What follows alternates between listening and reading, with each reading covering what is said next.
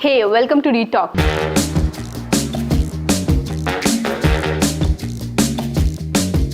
Today I have a realtor who has 20 years experience in real estate, Mr. Vijay, founder and CEO of ZenXChugs. Hi sir, how are you today? Fabulous, how are you doing? Thank you sir, thank you for coming, I'm good. So today we are here to talk about you and real estate and your journey. Thank you. First I wanted to know, why is this name, ZenXChugs?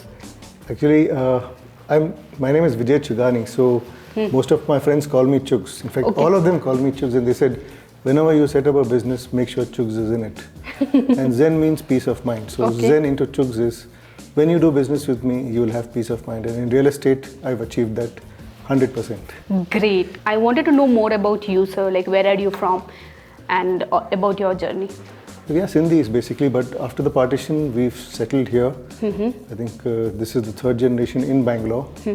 We've adapted very well to Bangalore. In fact, we are local Bangaloreans, given the number of years our families have stayed here. Okay. And my journey in real estate was interesting. I realized my strength when I was in the first standard. Okay. This was the tuck shop day in my school, where there was a fair, and I was given charge of selling about 200 daivadas at 8 o'clock in the morning. So here goes, 8:45, 200 daivadas sold out. And I also took money from the principal who bought the daivadas. Okay. And the lady you sold him also? Yeah, her. And the lady who made the daivadas came up and told me, you will be a great salesman when you'll grow big. Okay. True enough, I finished my school and my college, and then I went into the family business of retailing saris. Okay. We had a great 10 to 11 years there, where we sold saris, understood the mind of a woman, and in fact we took it to a level where men could come and buy a lot of saris for them, their wives, their mothers, sisters, without having the woman there. Okay. So we established a business I was there for about 11 years. And then I said, what next? I'm good at sales. I understand the mind of people. I have business acumen. And I said, what's the most expensive product I can sell? And that was real estate. Okay. And that's how I got into it. Okay. My first sale was probably a penthouse. Oh. I would go in my wife's scooty to research on the properties. Okay. And I just got lucky. I found a client on a site, and he said, I want to see a 4-bedroom which is ready to move in, and the site where we are standing doesn't have it. So I understood his requirement, and next Saturday I took him to the site, and 48 hours later we signed on the penthouse. So as you mentioned, you started as a realtor. So tell me, why channel partners are important in real estate? Absolutely. See, today we have a lot of experience over the years. I mean, realtors have experience passed over generations. Correct. So today when I go as a channel partner to a project, I would have done a recce of the project, studied the surroundings, understood where the domestic help will come from, what is the sunlight and ventilation, water sources for the project, what are the means of transport for people coming to us, how convenient is it to come in and go out of the project before I even start selling. And this is the experience we bring to the table. And also, given our relationships with the builders, selling volumes for them, we're able to get good deals for them, understand and work as a cushion between the developer and the buyer, and take not only the sale to success, but also the handover should be successful. In case there are problems which come up in between, we go and solve them for the buyers or the builders to ensure a smooth transaction happens at that point of time. Got it. I'll give you 2 examples which are very important for us to know. So there was a project which was fabulous, luxury, great advertisements, great location.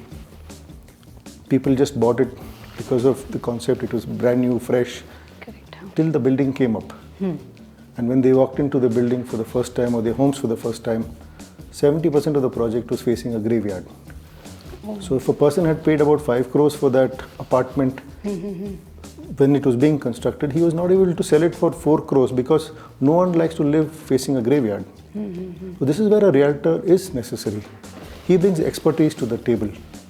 The brochure is informative, but experience to the table is extremely important when you're making this most important decision of your life.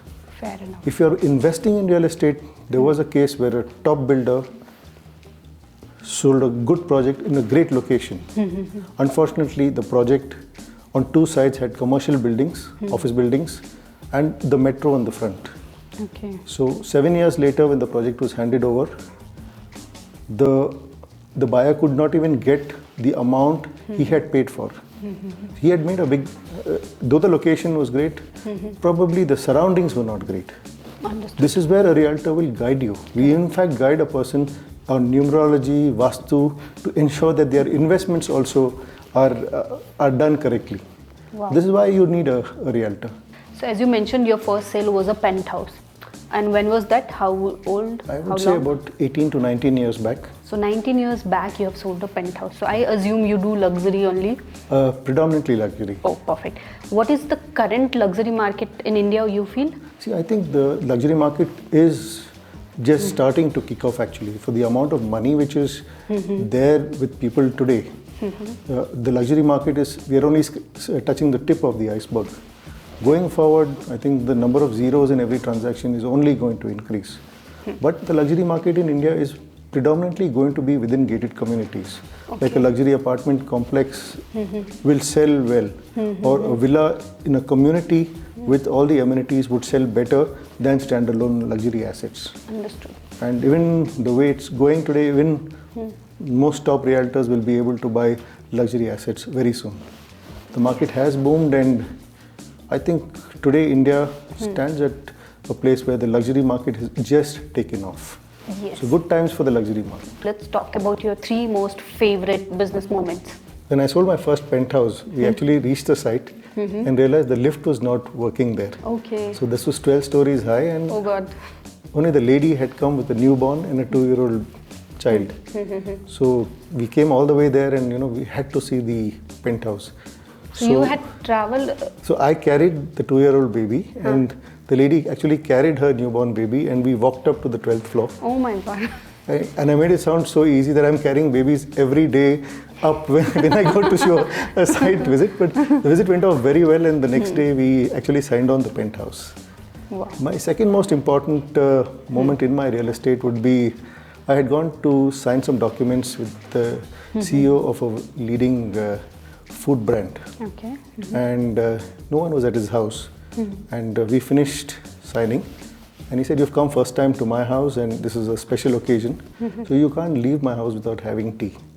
So he actually went to the kitchen. The CEO of a company goes to the kitchen, makes a cup of tea, serves it with biscuits, and tells me, "Just yesterday I signed a 6 crore deal with Shah Rukh Khan," and the same hand actually signed the check for him. Oh my God, amazing. This was something which really touched me. Wow. I mean, he was humility is what great people are about. I know. That's so nice. It touches Yes. my heart, and I think I have learned so much from such people.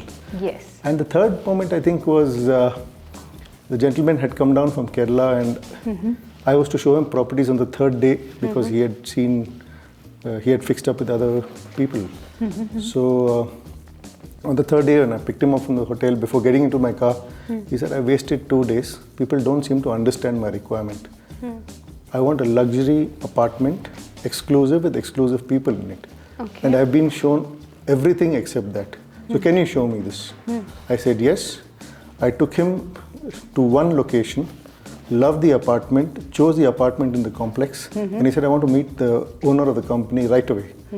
So the owner came in, and luckily for me, the owner used to stay in his house when he went to Kerala. Oh. So they immediately froze on the price, and he took out his checkbook, and he asked me my details, wrote down and everything, and then he wrote 2 checks.